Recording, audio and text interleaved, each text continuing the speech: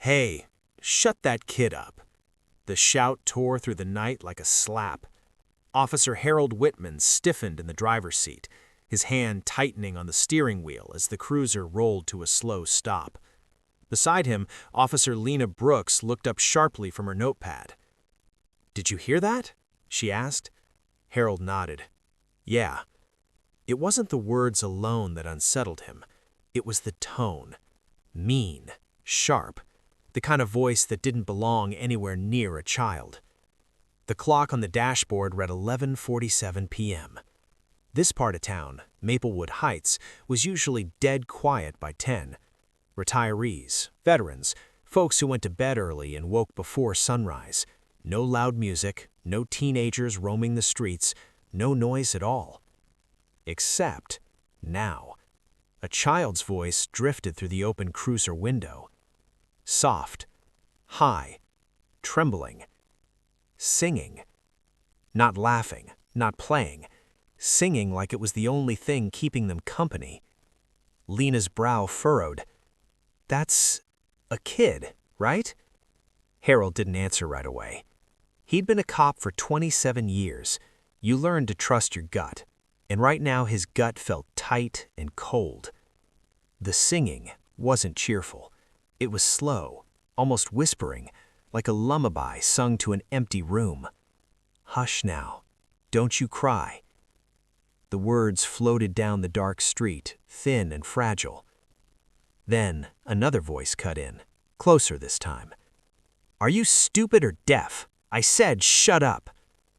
The singing stopped abruptly. Too abruptly. Lena was already opening her door. That didn't sound right. Harold killed the engine. No, it didn't. They stepped out into the cool night air. Porch lights glowed faintly along the street, moths circling like nervous thoughts. Somewhere, a television murmured behind closed curtains. But the house the voices came from stood darker than the rest. Number 214 Willow Lane.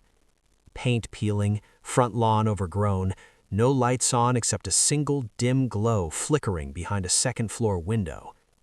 Harold felt a familiar weight settle in his chest. "I don't like this," Lena muttered. Neither did he. As they approached, the singing started again. Quieter now. Mama said, "Be brave tonight." The child's voice cracked on the last word. Harold stopped walking.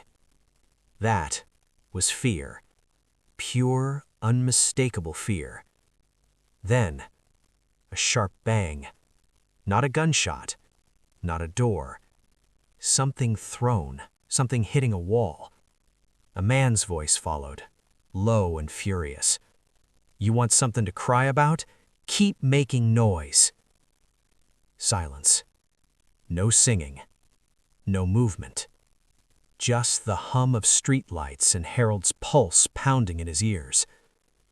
"That's it," Lena said, already moving toward the porch. "We're going in." They mounted the steps, boots heavy on rotting wood. Harold knocked, once, firm and loud. "Police." Nothing. He knocked again, harder. "Police department, open the door." Inside, footsteps shuffled.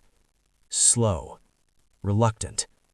The door cracked open, revealing a man in his late 40s, stubble, bloodshot eyes, a beer can clenched in his hand. "What?" the man snapped. "It's late." Harold kept his voice calm. "We received a noise complaint." The man scoffed. "Figures, whole neighborhood full of busybodies." Lena leaned forward slightly. "Sir, we heard yelling and a child singing." The man's jaw tightened. "No kid here," he said. Quickly. Too quickly. Behind him, the hallway stretched into darkness. Harold's eyes adjusted. And that's when he saw it. A small shape at the top of the stairs, bare feet gripping the edge of the carpet. A little girl. No more than 7. Her hair was tangled, her nightshirt hung too big on her thin frame, her arms wrapped around herself like she was trying not to fall apart. And her eyes, God help me. Her eyes were fixed on the floor, like she'd learned not to look up. Lena sucked in a breath. "Sir," she said sharply, "who is that child?" The man shifted, trying to block the view. "My niece, she's fine." From upstairs, the girl's voice whispered, barely audible. "I'm sorry. I'll be quiet." Harold felt something inside him snap. He stepped forward, planting his boot just inside the doorway. "Ma'am," he called gently, "what's your name?" The man spun around. "I told you she's fine. She just—" "Sir," Lena cut in, her voice cold now, "step aside." The man laughed nervously. "You can't just come in here." "That's enough," Harold said, Badge catching the porch light as he leaned in. "We have reason to believe a child is in distress." For a moment, the man looked like he might argue. Then he looked past them, at the neighbors watching from behind curtains, at the cruiser lights beginning to flash red and blue against the houses. He stepped back with a curse. The door swung open. The smell hit them first. Stale beer, old food, something sour underneath. Lena climbed the stairs immediately, her voice softening. "Hey, sweetheart, you didn't do anything wrong." The girl flinched when Lena got close. Harold noticed bruises. Small ones, yellowing, not fresh, but not old enough to forget. The girl's lips trembled. "I was just singing because it helps me sleep." Lena swallowed hard. "Who told you to stop?" The girl glanced down the stairs, then whispered, "He doesn't like noise." Harold turned slowly toward the man. The man raised his hands defensively. "She exaggerates. Kids do that." Harold had heard every excuse in the book. This one didn't even make the top 10. "What's her name?" Harold hesitated. Too long. The girl answered instead. "My name is Ellie." Her voice was small, but it was brave, and it echoed in the room like a bell. Lena knelt in front of her. "Ellie, do you feel safe here tonight?" Ellie shook her head. "Once. Barely. But enough." That was all it took. Harold reached for his radio. "Dispatch, we're requesting child services and backup. Possible abuse. Address is 214 Willow Lane." The man exploded. "You can't do this! She's nothing but trouble, always crying, always singing." Harold turned on him, voice low and dangerous. "You don't get to talk about her like that." Ellie began to sing again. Not loud, not defiant, just enough to steady herself. "I'm not alone. I'm not alone." Lena wrapped her jacket around the girl's shoulders. Outside, more cruisers arrived.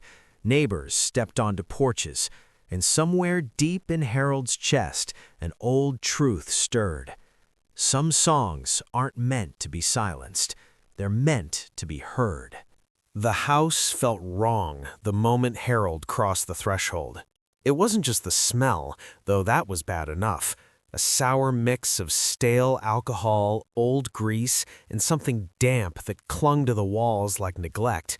It was the silence, the kind that pressed in on your ears, the kind that told you this place had learned how to swallow sound.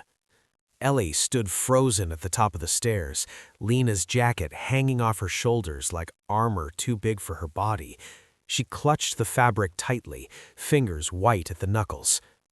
"It's okay," Lena said softly. "You're not in trouble." Ellie nodded, but her eyes kept flicking toward the man downstairs. Harold followed her gaze.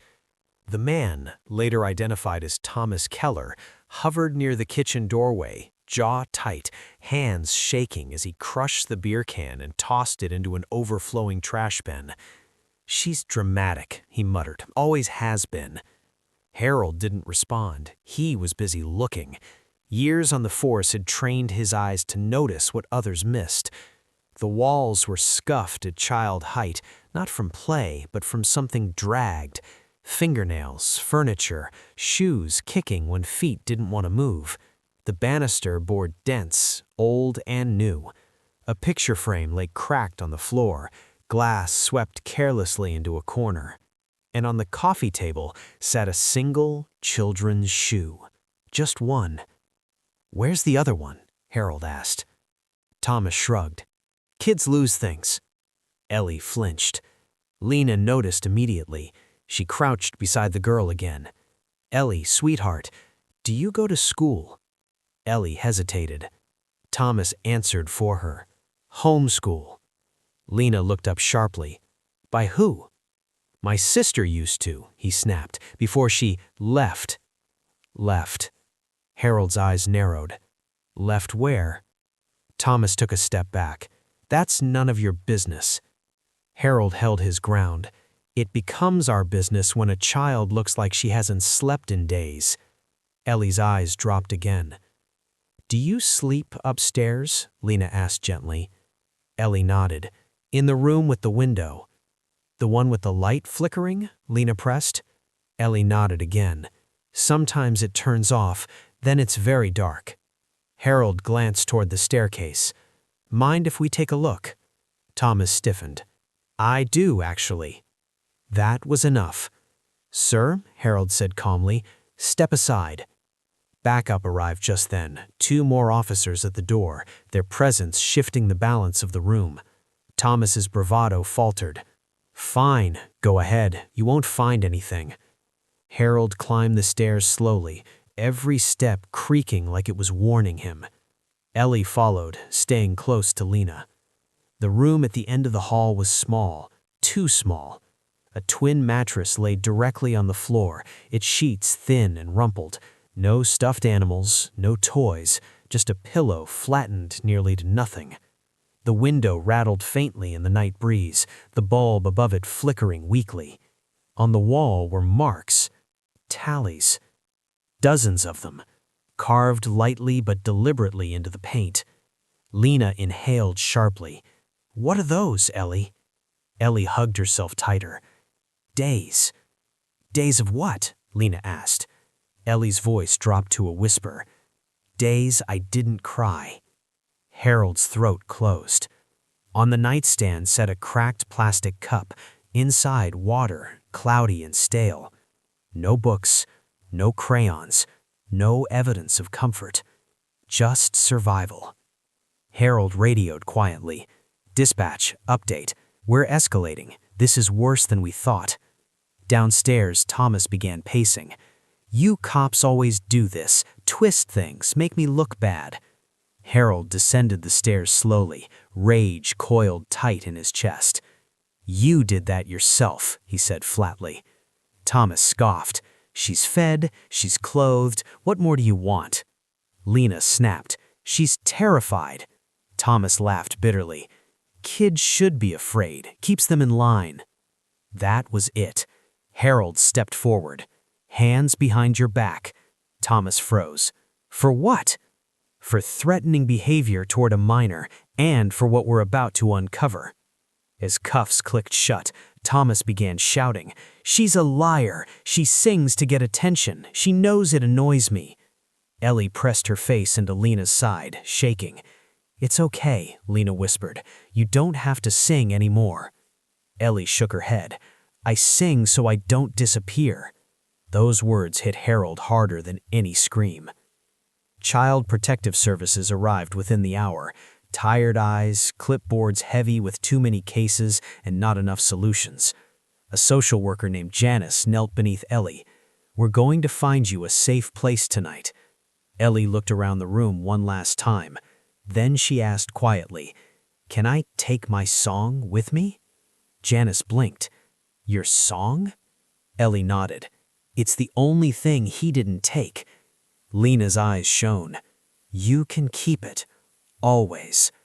As Ellie was let out wrapped in a blanket, neighbors finally stepped outside, faces pale, eyes wide. One woman whispered, "We heard yelling for years." Another said, "I thought it was just discipline."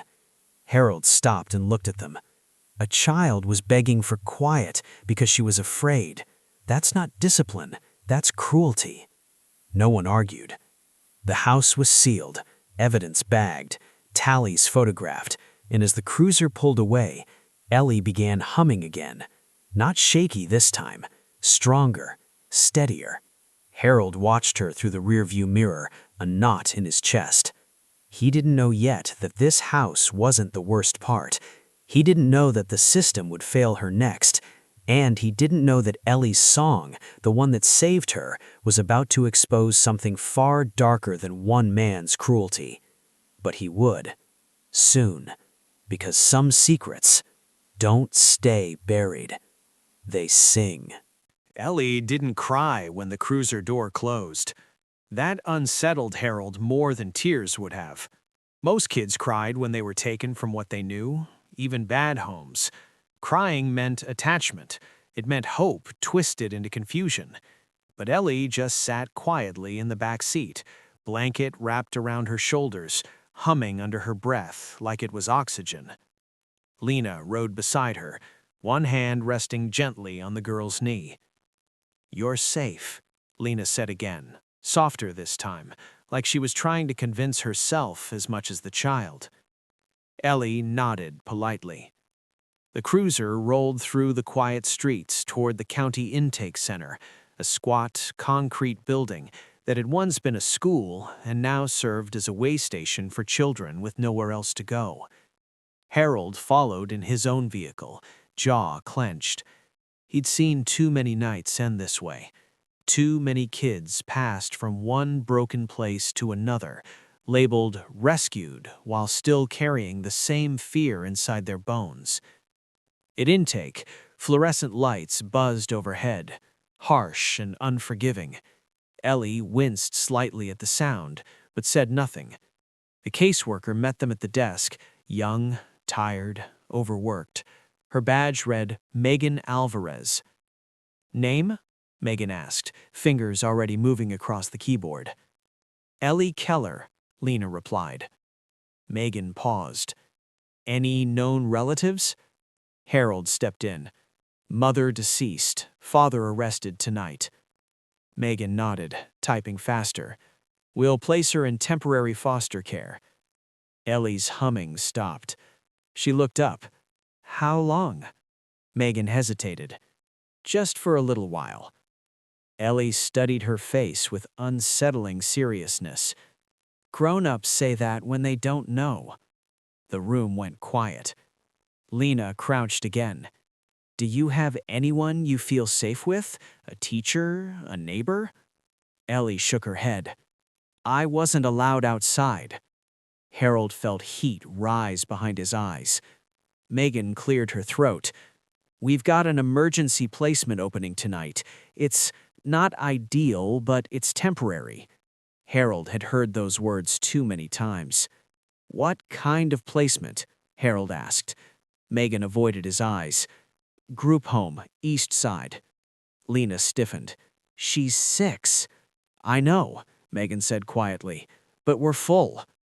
Ellie looked between them. "Will they yell?" Lena swallowed. "No one is allowed to hurt you anymore." Ellie nodded slowly. "They always say that first."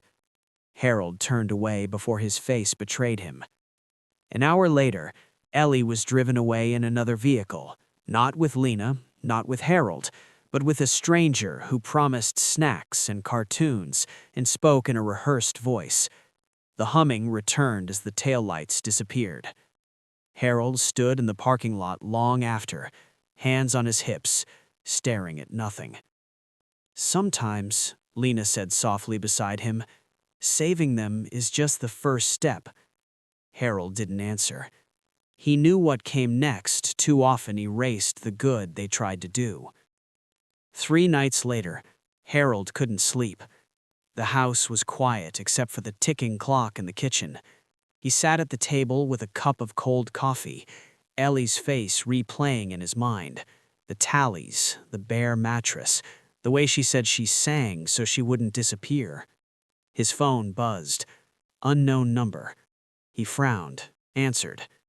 "Daniels?" "Officer Daniels?" a woman asked. Her voice trembled.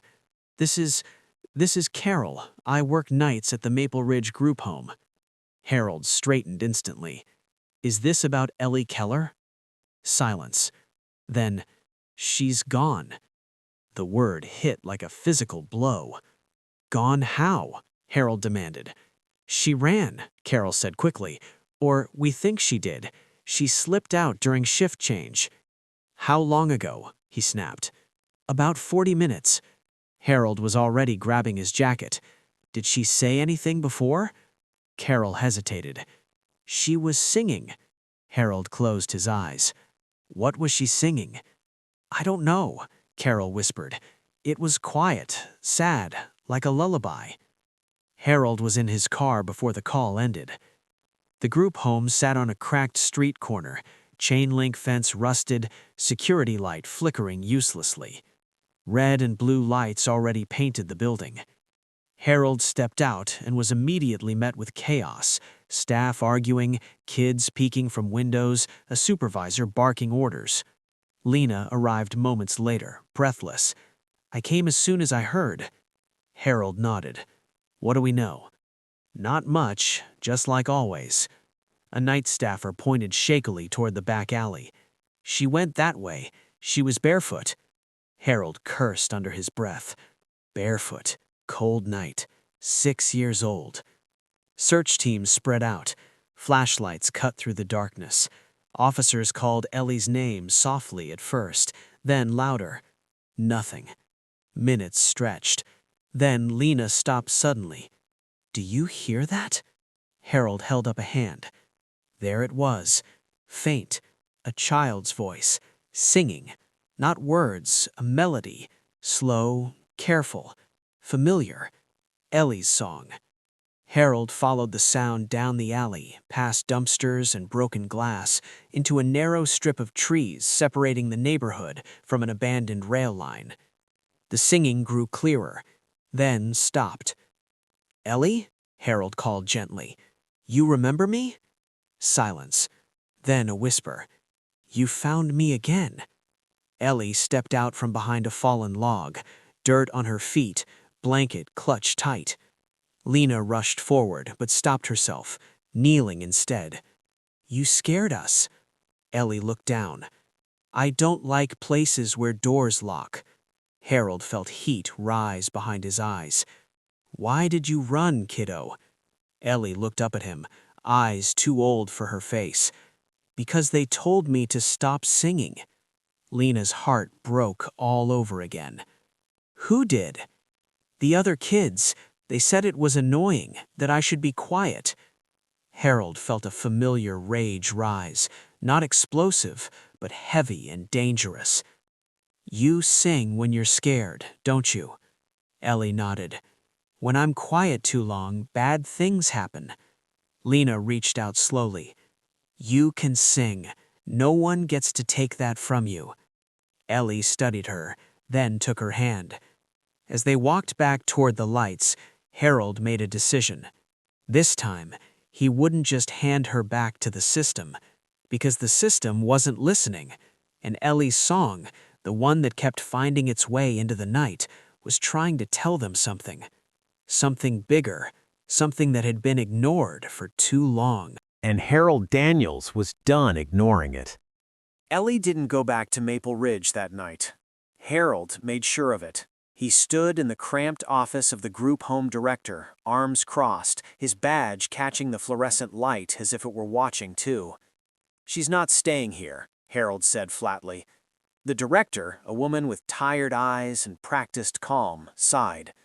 "Officer Daniels, I understand your concern, but protocol lost her, barefoot, in the cold, 40 minutes from being another statistic."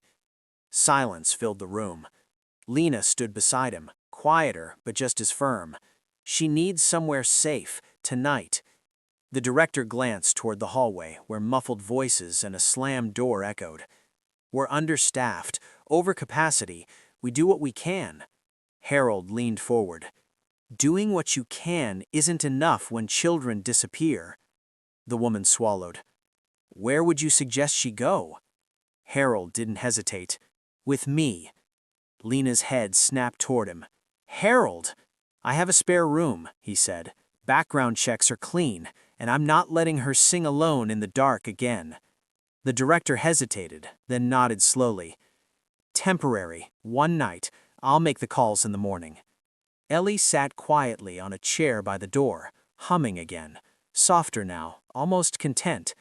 When Harold knelt in front of her, she looked at him with that same unsettling calm. Can I stay? She asked. For tonight, he said gently, and no locked doors. She considered this, then nodded. Okay. Harold's house was small, neat, and painfully quiet. Ellie padded through the living room in borrowed socks, touching things like they might vanish. The couch arm, the bookshelf, the framed photo of Harold and his late wife on a fishing dock years ago. Who's she? Ellie asked, pointing.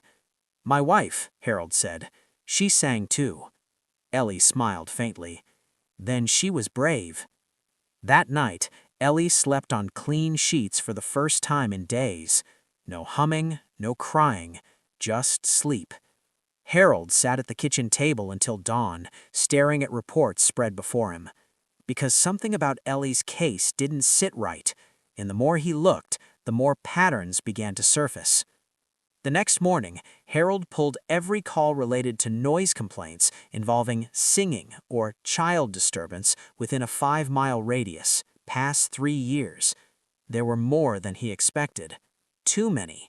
Most were dismissed, logged as false alarm, kids being kids, no evidence found.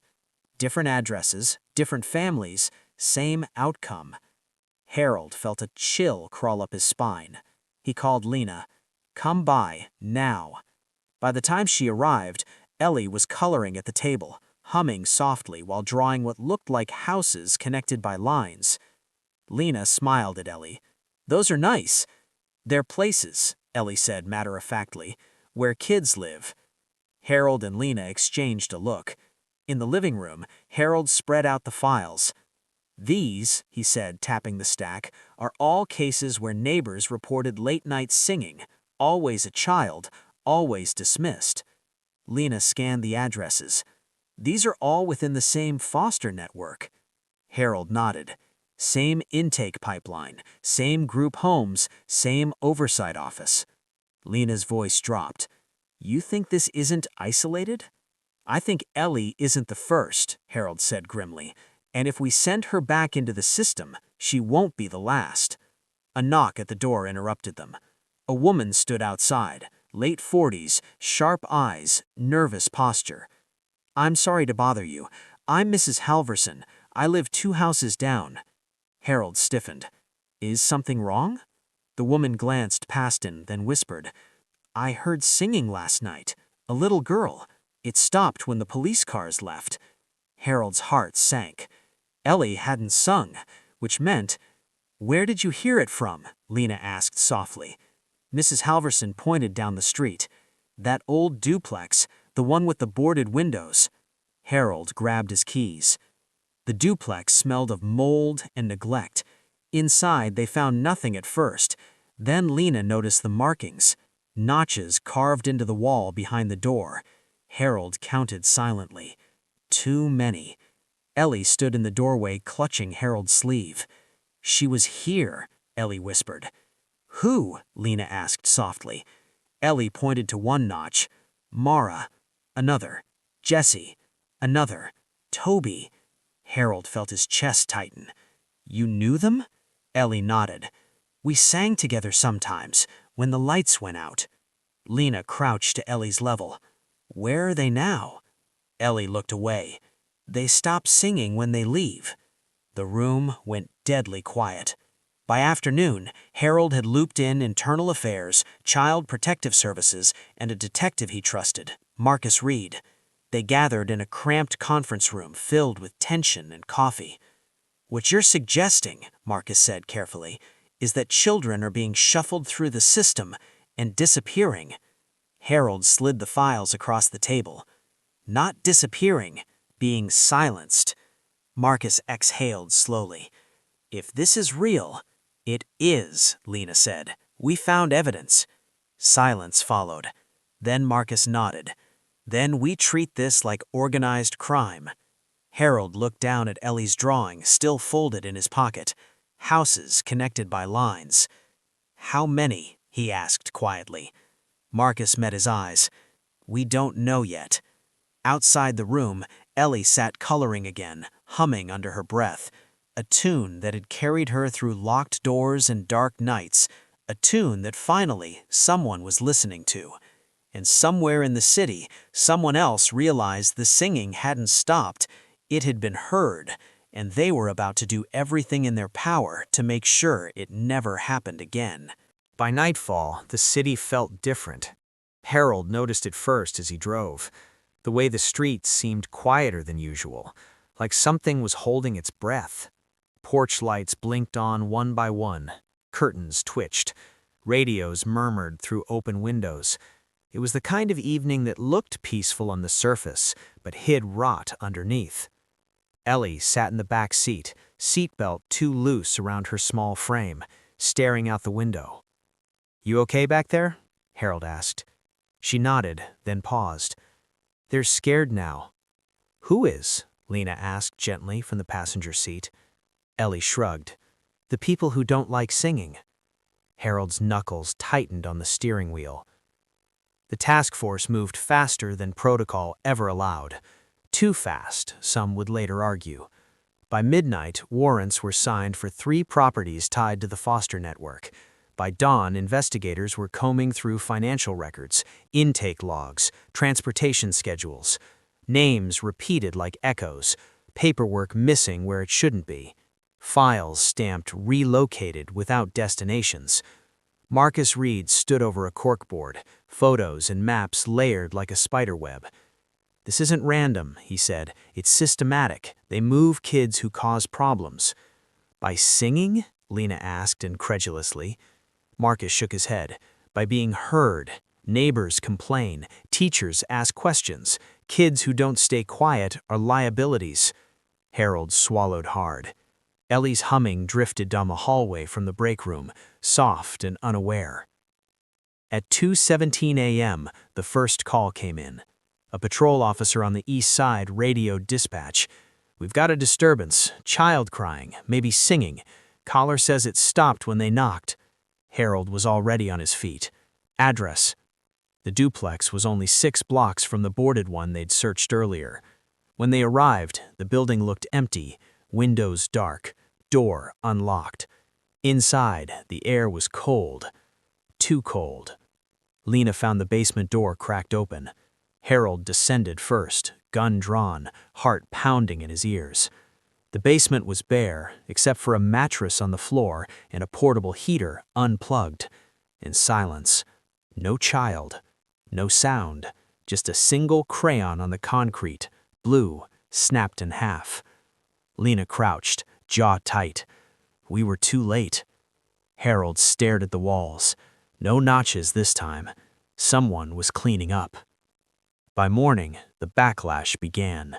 City Hall phones lit up. Social media buzzed with rumors. A foster advocacy group released a statement accusing police of overreach and harassment of care providers. Harold watched the press conference on a muted TV. A woman in a tailored blazer spoke calmly. "There is no evidence of wrongdoing. These are misunderstandings fueled by hysteria." Lena scoffed. Hysteria doesn't carve names into walls. But the damage was done. 2 search warrants were delayed. 1 was denied outright. Someone had connections. Someone was nervous. Ellie sensed it before anyone told her. That afternoon, she stopped humming. Harold noticed the silence as he entered the kitchen. She sat at the table, coloring slowly, mouth pressed into a thin line. "Ellie?" he said softly. "You feeling okay?" She didn't look up. "They're moving again." "Who?" "The kids," she whispered. "When the singing stops, it means they're scared." Lena's face drained of color. "How do you know?" she asked. Ellie finally met her eyes. "Because they stopped letting us sing before we leave." Harold felt like the floor dropped out from underneath him. "Where do they take them?" he asked. She shook her head. different places, vans, no windows. Marcus slammed his fist against the counter. We need to move, now. That night, Harold received a call he'd been dreading. Internal Affairs. Stand down, the voice on the other end said flatly. You're getting too close without clearance. Harold laughed bitterly. Kids are disappearing. We have no proof. I've got a child sitting in my house who knows their names. A pause. Then, be careful, Daniels. You're risking your badge. Harold hung up. Then he locked the doors. At 11:48 p.m., Ellie started humming again. Soft at first, then louder. Harold rushed to her room. Ellie, honey. She looked at him, eyes wide. She's close. Who? The one who cries the loudest. Lena grabbed her coat. Where? Ellie pointed towards the old industrial district. Harold didn't hesitate. They found the warehouse by sound alone, a faint, broken melody drifting through rusted metal. Inside, flashlights cut through dust and darkness. They found a girl curled in a corner, knees pulled to her chest, rocking to herself and singing. She looked up when the light hit her face. Not fear, relief. You heard me, she whispered. Harold knelt beside her. We did. As they carried her out, sirens wailed in the distance. Someone else had heard too, and someone else was coming. By the time backup arrived, the warehouse was surrounded, but so were they. Unmarked cars, men in suits. One of them stepped forward, badge flashing briefly. This is now a federal matter. Marcus stiffened. Since when? Since it got inconvenient. Ellie clutched Harold's hand, whispering urgently, They don't want the singing. Harold looked at the man, then down at the child in his arms. Too bad, he said quietly. We're not turning the volume down anymore. Somewhere behind them, the rescued girl began to sing again. Stronger this time, clearer, and for the first time, other voices joined in. Children, no longer alone, no longer silent, and the city, finally, was forced to listen. By sunrise, the story had escaped containment. Someone leaked it. Maybe a patrol officer with a conscience, maybe a dispatcher who couldn't sleep anymore.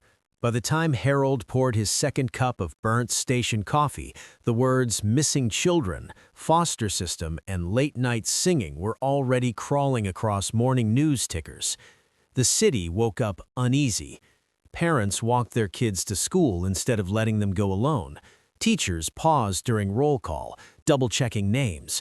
Churches opened early, doors unlocked, lights on. People didn't know exactly what was happening, only that something long ignored had finally started screaming back, and screaming made people uncomfortable. By 9 a.m., Harold was called into the precinct conference room. Not invited, summoned. The room was full of pressed suits and cold eyes, internal affairs, city legal, a man from child services who hadn't set foot in a group home in years, even a deputy mayor tapping a pen like patience was running out. Harold stood anyway. You've compromised an active investigation, the deputy mayor began. You removed a minor from placement without authorization. You involved federal agencies without clearance. Harold didn't sit. Children are being trafficked through the foster system. A scoff from the far end of the table. That's an allegation. We found holding locations, patterns, transport routes. And you're basing this on the testimony of a traumatized child? The child services rep said, with no corroboration? Harold's jaw tightened. She named names, places. She led us to a kidnapped girl last night. Silence flickered, brief, brittle. Then the man from Internal Affairs spoke. Officer Daniels, you are suspended pending review, effective immediately.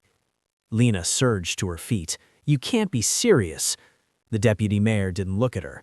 This department cannot afford hysteria. Harold laughed, not loudly, but with a kind of disbelief that hurt more than anger. You're afraid. The room bristled. Of liability, the man corrected. Harold leaned forward. No, of the truth. Ellie felt it before he told her. When Harold arrived home, his shoulders heavier, badge missing from his belt, she was sitting on the floor with the rescued girl, her name was Nora, stacking blocks into careful little towers. She looked up once. "They took your shiny star." "Just for a bit," Harold said softly. Ellie nodded like she already knew.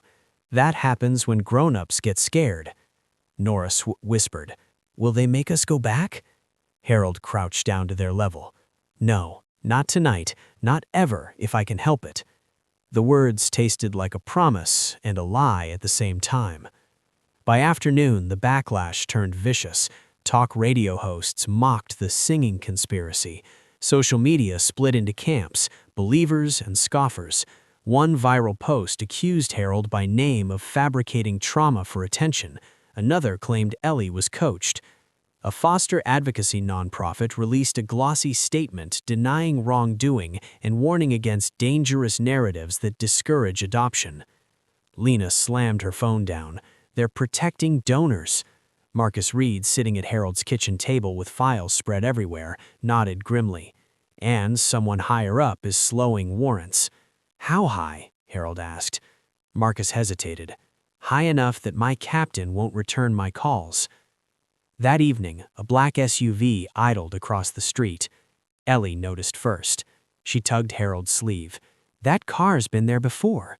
Harold peered through the blinds. No plates visible, engine running, windows dark. His phone buzzed. Unknown number. "Stop digging." That was all it said. Lena swore under her breath. "They're watching." Harold locked the doors again. At 11:02 p.m., the singing started. Not from Ellie, from outside. A thin, wavering voice floated down the street, a child's voice, scared but stubborn, carrying a tune too old for their years. Harold's blood ran cold. Nora stood up abruptly. "That's not Ellie." Ellie's eyes filled with tears. "They left someone behind." Harold grabbed his coat. Lena blocked the door. "You're suspended." He met her gaze. "Then I'm off duty." They followed the sound through backyards and alleys until it led to a church parking lot. An old woman stood by the steps, shaking, pointing toward the playground. "I called the police. They told me to mind my business." Harold ran. Behind the swings, curled in a ball, was a boy no older than 6, bruised, barefoot, singing through sobs. Harold knelt down, voice steady despite the rage clawing his chest. "Hey, buddy, you're okay now." The boy looked up, eyes wild. "They said singing was bad." Harold swallowed. They lied. As they loaded the boy into the car, headlights flared. The same black SUV. 2 men stepped out. One held up a badge, federal. "You need to hand the child over," he said calmly. "This situation is being handled." Harold didn't move. "You're suspended," the man added, "and obstructing." Ellie stepped forward, her small voice cutting through the tension. "If you take him, he'll stop singing." The man blinked, thrown off. Harold straightened. "You don't get to bury this anymore." The second man's hand twitched toward his radio. Then, sirens. Not police. Media vans. Someone had tipped them off. Cameras, lights, questions shouted into the night. The federal agent's jaw tightened. Public exposure. The one thing they hadn't controlled. By midnight, the footage was everywhere. A barefoot child rescued by a suspended cop. A little girl explaining singing as survival. A system scrambling under a spotlight it had avoided for years. The city couldn't look away anymore, and neither could the people who'd built their careers on silence. Inside the house later, Ellie finally hummed again. Soft, steady. Harold sat on the floor, back against the couch, exhaustion settling into his bones. Lena sat beside him. "They're going to come harder now." He nodded. "I know." Ellie looked at them both. "But they can't make us quiet." Outside, the black SUV was gone, but the shadows hadn't disappeared. They'd just moved. And somewhere in the dark, the people who had thrived on silence began planning how to take the song away, permanently. What they didn't understand was this: once a city learns how to listen, it never forgets the sound. The city changed after that night. Not loudly, not all at once, but in the quiet ways that mattered. Parents started asking harder questions at school board meetings. Old case files were requested from dusty basements. Foster parents, who had stayed silent for years, began calling tip lines late at night, their voices shaking as they finally said the names they'd memorized in fear. And just as the city leaned closer to the truth pushed back. Harold felt it first in his bones. The calls came at odd hours, hang-ups, breathing on the other end, static that clicked off the moment he spoke. His email flooded with threats disguised as concern. Think about your family. Some songs should stay buried. You can't protect everyone. Lena insisted on rotating cars. Marcus stopped sleeping at home. And Ellie, bright, brave Ellie, stopped singing in the open. She only sang in whispers now. That terrified Harold more than any threat ever could. 2 days later, the city announced an independent review of child services. Harold didn't buy it. Neither did Marcus. "They're controlling the narrative," Marcus said, pacing the living room, buying time, cleaning house before subpoenas hit. "How long before they come for Ellie?" Lena asked quietly. The question settled heavy in the room. Harold answered without hesitation, "Before she sings again." It happened on a Wednesday. Rain slicked the streets, washing the city into shades of gray. Harold was driving Ellie home from a doctor's appointment when a sedan clipped their bumper at an intersection. Not hard, just enough. The driver stepped out, young, clean-cut, apologetic. "Sorry, sir, didn't see the light change." Harold's instincts screamed. He told Ellie to stay in the car. That's when the second vehicle blocked them in. Doors opened, men moved fast. Ellie screamed. Harold barely had time to react before hands grabbed her arm. She kicked, she bit, she sang. Loud, raw. The sound sliced through the rain like glass. Neighbors poured out of houses. Phones came up. Someone shouted, "Hey!" The men froze. One hissed, "Abort." They vanished into the rain, leaving skid marks and silence behind. Ellie collapsed into Harold's arms, shaking. "They don't want us to hear anymore," she sobbed. Harold held her tighter. "They won't touch you again." He prayed that wasn't a lie. That night, Marcus brought news. "We found the ledger." Harold looked up sharply. "What ledger?" "The one they didn't think anyone would connect," Marcus said. "It's not names, it's music." Lena frowned. "Music?" "Codes," Marcus explained. "They cataloged kids by lullabies, songs tied to transfer routes, buyers, drop points." Ellie went pale. "That's why they hate singing. They remember." Marcus nodded. "It also identifies them." The realization hit like a blow. The children hadn't just survived through song, they had unknowingly memorized the system. The next move had to be public, undeniable, dangerous. Harold knew it meant risking everything. He called one person he'd avoided for years, a retired federal prosecutor named Eleanor Finch, notorious, relentless, and impossible to intimidate. She listened in silence as he laid it all out. When she finished, she spoke softly. "You understand that if we do this, they will try to destroy you." Harold glanced at Ellie, asleep on the couch, clutching a stuffed rabbit she'd named Harmony. "They already tried," Harold said. Eleanor exhaled. "Bring me the children." They gathered in a church basement under flickering lights. Ellie, Nora, the barefoot boy, 3 more rescued in the days since. Eleanor sat among them, not above them. "Can you sing for me?" she asked gently.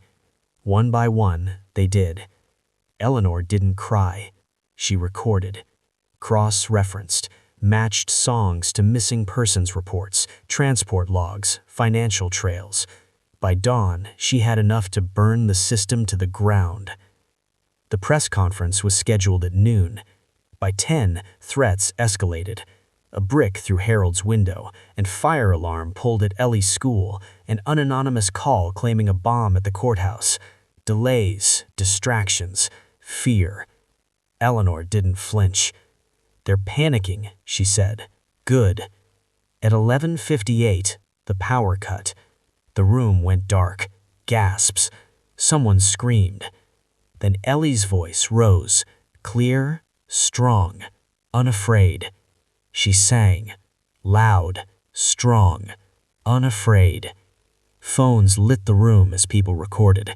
Generators kicked in. The lights returned, and the city heard her. Eleanor stepped to the podium. These children were silenced because they remembered.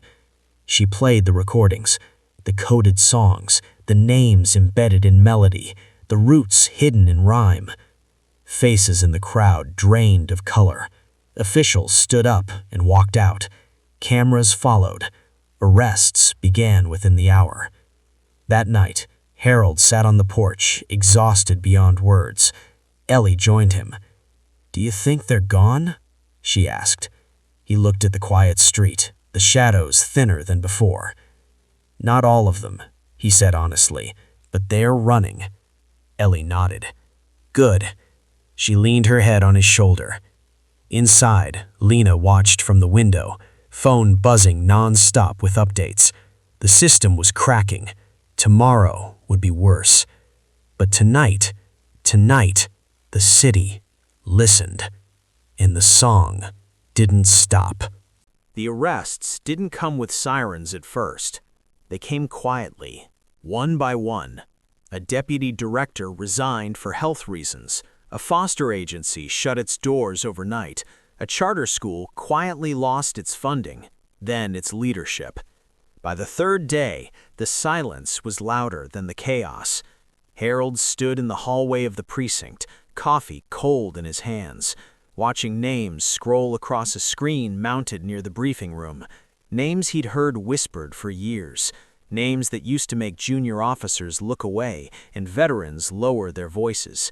Now they were being read aloud, and none of them could hide. Ellie was placed under protective custody, not because she was weak, because she was powerful. Federal marshals rotated in shifts outside the safe house. Unmarked cars lined the block. The walls were bare, but the windows let in light, and for the first time since Harold had known her, Ellie slept through the night. No humming, no whispered melodies, just sleep. That scared Harold too. Trauma didn't disappear, it waited. The trials began 3 weeks later. The courtroom overflowed, reporters packed shoulder to shoulder, victims' families clutching photographs, officials sitting rigidly, terrified of what might surface next. Eleanor Finch walked in like she owned the air. Harold sat behind her with Lena and Marcus. Ellie wasn't there. Eleanor had insisted.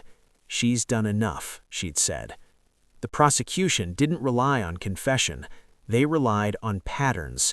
Songs turned into spreadsheets, melodies mapped to wire transfers, nursery rhymes aligned with flight manifests. The defense tried to laugh it off at first. Then they stopped laughing. One defendant broke on day 4, a middle-aged man with perfect hair and a spotless record, until Eleanor played a recording of Ellie's voice and asked him to identify the lullaby code he'd helped design. He sobbed, not out of guilt, out of fear. He named names. The courtroom went silent. By the end of the month, indictments spread across 3 states. Nonprofits collapsed. Politicians distanced themselves. A senator quietly entered rehab. The media called it the Songbird case. Harold hated the name, but he understood why it stuck. Ellie testified once, behind a screen, her voice steady. No singing, just truth.